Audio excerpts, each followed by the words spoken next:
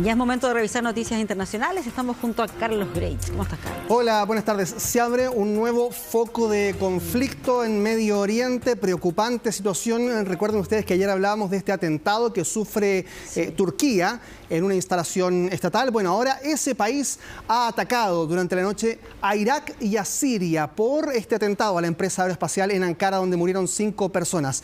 Bombardea posiciones kurdas porque responsabiliza precisamente al Partido de Trabajadores de Kurdistán como autores de estos ataques. Identificó a 2 de ellos, entre ellos una mujer, como miembros del PKK, el Partido de Trabajadores del Kurdistán, que es clasificado como terrorista por Turquía y por otros aliados occidentales como Estados Unidos y la Unión Europea.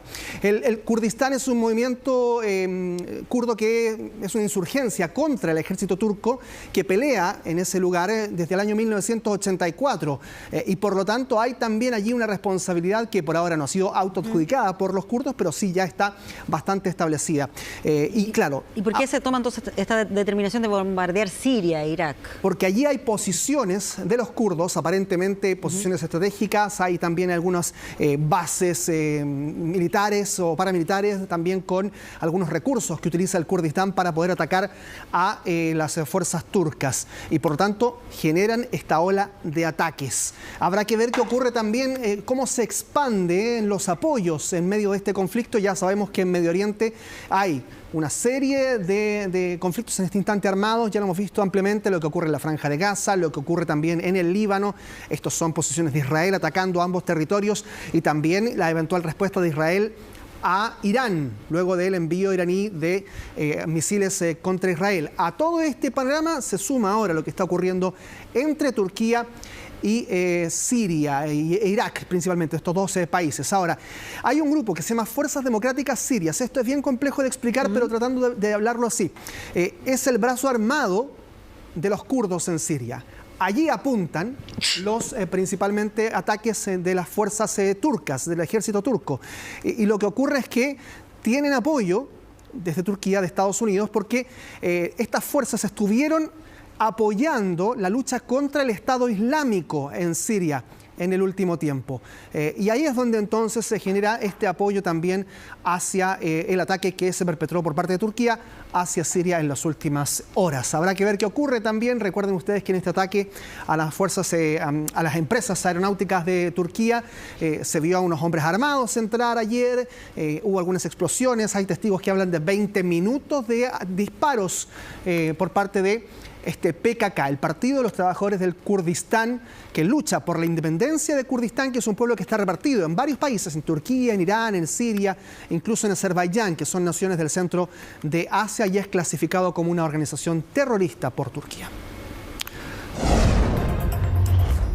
Y en otro punto, en otro foco también de conflicto en este instante, en un mundo que está bullante en este instante por conflictos armados, el secretario de Defensa de Estados Unidos confirmó que hay tropas norcoreanas en Rusia apoyando a Moscú en su guerra contra las fuerzas de Ucrania. Han visto evidencia que así lo demuestra.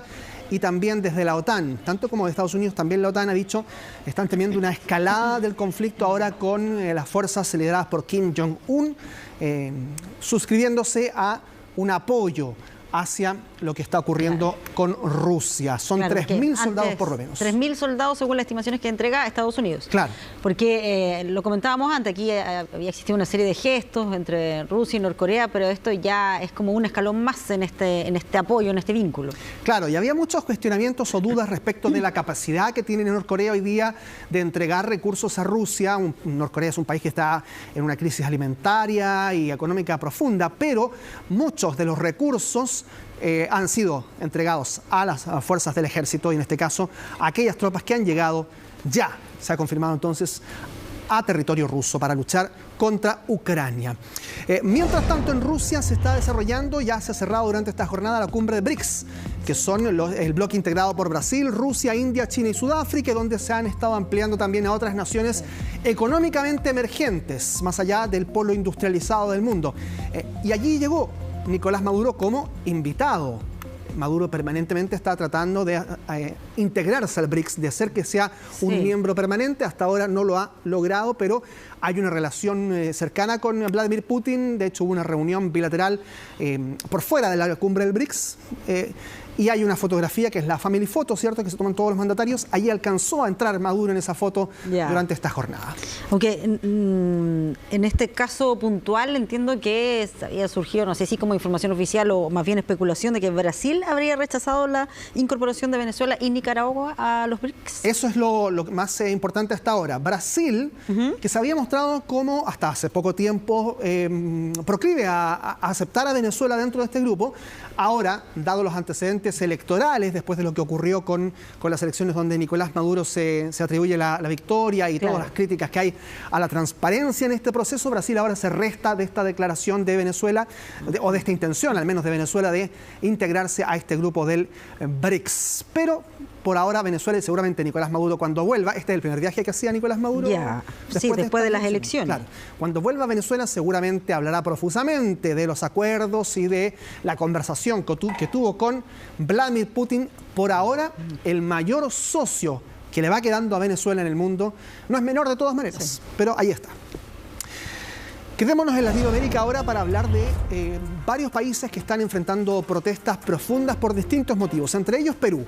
En Perú ha habido durante la jornada de ayer y hoy una paralización nacional para protestar contra la delincuencia, contra la creciente criminalidad y la extorsión. Grupos tanto peruanos como también foráneos, entre ellos el propio Tren de Aragua, que han generado temor, violencia, una alza en la tasa de homicidios en la población, también mucha temor y bastante victimización respecto de lo que ocurre. Y por eso es que la mayoría de los gremios del comercio y además los transportistas han paralizado junto a miles de trabajadores. Es un momento complejo para Perú porque tiene una economía que ha estado bastante estable, pero donde la delincuencia y la criminalidad han crecido, haciendo tambalear al gobierno de Dina Boluarte. Mientras tanto, en Bolivia también hubo una manifestación y la vamos a revisar a continuación. Y también son trabajadores del transporte de ese país que bloquearon las calles de La Paz y también de Cochabamba. Y ustedes ven que van haciendo estos bloqueos con distintos autos, protestando contra el presidente Luis Arce. Por varios motivos. ¿Por qué motivo te dices? Primero, escasez de combustible. Hay una crisis económica ligada a la escasez de combustible que provoca largas filas en las estaciones de servicio. Falta de dólares. La economía boliviana hoy día prácticamente no tiene dólares, flujo de dólares que les permita también enfrentar la importación y exportación de productos. Y por otro lado, se mantiene esta protesta de los seguidores de Evo Morales, pidiendo que pueda ser integrado a las elecciones, que no se restrinja su participación.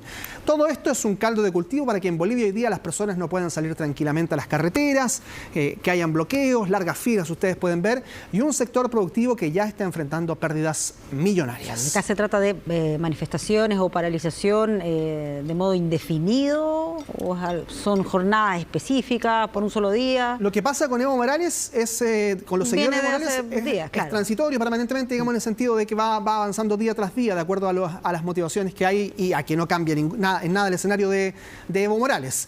El paro económico respecto del combustible, eso probablemente ya debiese generar algo más de actividad mañana. Ya mañana se debiese normalizar, pero hasta el día de hoy todavía había un bloqueo de carreteras permanente. Vámonos a España.